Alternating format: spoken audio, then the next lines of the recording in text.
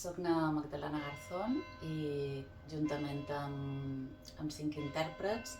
estem de residència aquí a EIMA, iniciant un projecte de creació que se diu Altars Profans,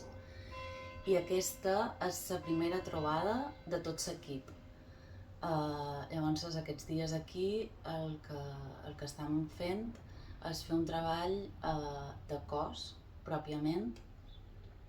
intensificant i apuntalant d'alguna manera millor quin és el llenguatge de moviment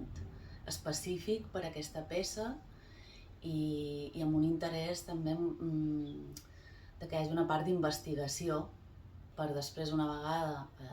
diguéssim que tenim això més clar, poder passar a una segona fase més de composició i de creació a nivell més conceptual i més general escènica.